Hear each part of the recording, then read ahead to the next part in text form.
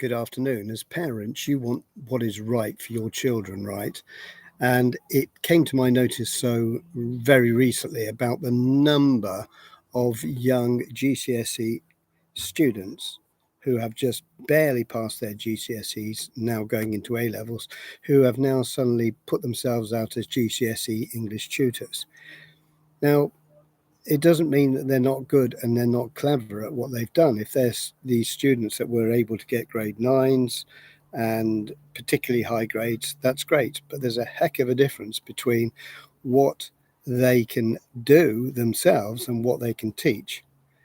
I started out and trained as a teacher for 3 years from 78 to 1981. I qualified in July 1981 with a Bachelor of Education degree. Within that whole 3 years, I had intense training on so many areas that help students learn different subjects. One of the things about learning is that it is so very individual based, and you have to learn the psychology of learning.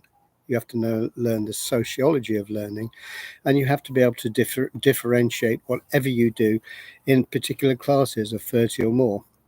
I then went on to do an MA and get a master's in education and general management in education.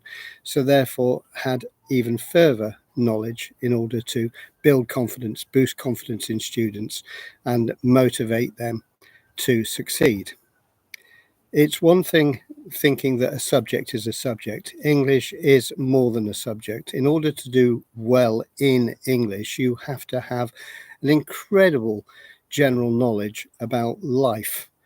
And a lot of the experienced tutors like myself, who've over 40 plus years in education, both in the UK and overseas, have learned is how the general knowledge of the world in society and what we learn is very much referenced in English. And to be a great teacher, you need to be able to give real life experiences from experience about certain aspects that the students are looking at. So it's very, very important to separate the difference between tutors, and tutors are not necessarily teachers.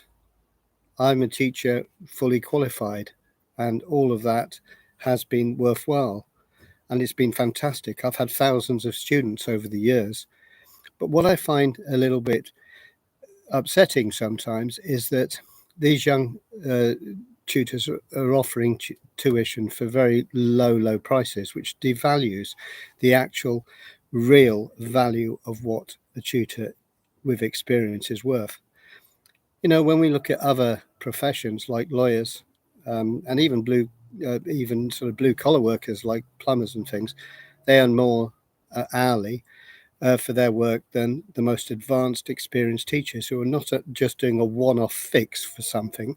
They're actually creating an opportunity for children for life and to build their confidence and to help them through. They have to go through a lot of preparation, a lot of training in order to develop all these skills. So my feeling is much that the title is a bit of a warning. It is a warning because if you want to do the best for your children, you can't go cheap. If you want to go cheap, that's fine, but then you're going to get exactly what you pay for. If you go for experience, yes, it might cost a little bit more, but at the same time, you're going to get your value for money because the ultimate aim is to do well. But also these students who talk about, yes, I can help you get a level 9 in these papers. Really, that doesn't make much difference, to be honest. If you really want to get a level 9, after you finish GCSEs, that particular level doesn't really apply anymore. Once you've got your A levels and maybe got a university degree, that becomes even more irrelevant at the time. To get a good place in a good university, yeah, sure, you might want to get a 6 or a 7, but 9 is not necessary. And unless you're actually going to be an academic in the subject of English, there's no big deal on it. But the most important thing is the language papers are they are the ones that you have to get. Literature is really a bit more cosmetic, as you know. It's about the literature comes after language. Language was the formation of communication, and literature was the result of that levels. And we see it in Shakespeare, where a lot of the students don't understand the language, but when you see the play, you understand the body language, and you start understanding the words that really are not compatible with your own thoughts. But the point about it is every child has a different way of learning. We have a mixture of visual, auditory, and kinesthetic styles.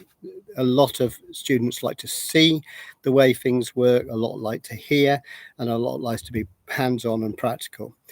They can be a merger as well of those other sort of experiences of visual and auditory. So the whole VAK, visual, auditory, kinesthetic, are what teachers do in order to prepare lessons. They have to create those three elements in a class because some of the students will pick up on certain things, but all these things have been trained, and it's not something that doesn't work. It's something that is very, very important.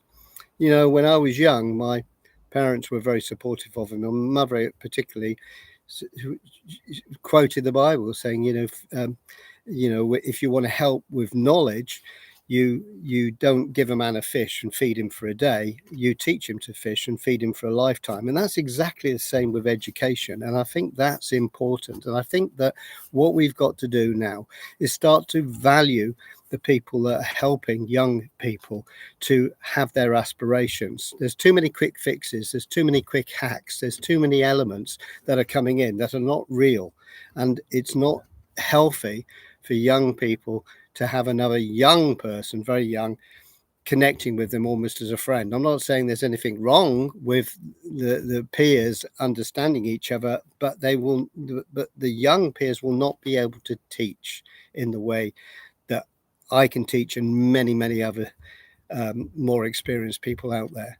So I have got 8 places left for my tuitions after the exams finished on the 6th of June.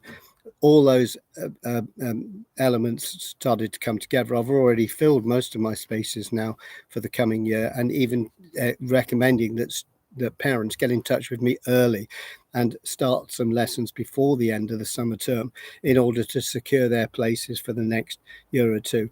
And also getting students young. Get them in year 9. Year 9 is the real formative time of GCSE English.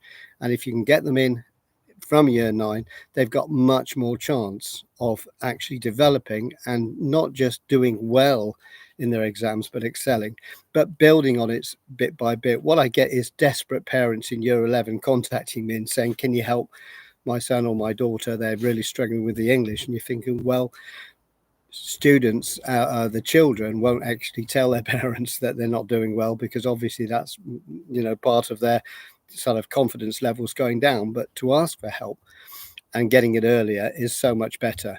Remember, as a role now, having been in schools many years, I'm now a tutor, but I understand and I support the teachers. I am not there as a conflict. I'm there more like a coach. I'm a one-to-one or a work in a pair or a group of students, and I can help, but I can do more in the time I have in an hour than perhaps the teachers can do with a whole class. And it is really hard and challenging for teachers to keep on that. But again, they do a magnificent job. And I want everybody to realize that these are the people that you go to first. But if you are struggling and you feel you want to do well, because English is something you have to get. It's one of the hardest core subjects. In fact, out of the subjects, it was rated as the second most of the hardest of the exams, because it's not involved in just facts. It's involved in inference and having and being able to analyze and give an interpretation of things. Anyway, that's it. That's my spiel, and that's what I'm trying to get you to do. Please beware of cheap. Go for investment. You want to invest in your children. It's worth it. It's once in a lifetime opportunity. We don't quibble about paying 50 to 60 pounds an hour for a plumber to come out. On an emergency, a plumber will come out and charge 100 pounds an hour. They fix the problem. They're good at the skill they do, but they charge a lot. Lawyers charge 100 to 400 pound an hour for basically come in, 10 pounds, sit down, 20 pound, and so on. And they, again, are able to make a lot of money from it. But we as tutors, teachers, whatever you want to call us, we're putting a lot of time, a lot of effort into helping your children. So get in touch if you want some tuition. I have got availability now, but you will need to get in touch very soon. Anyway, thank you for your time and good luck.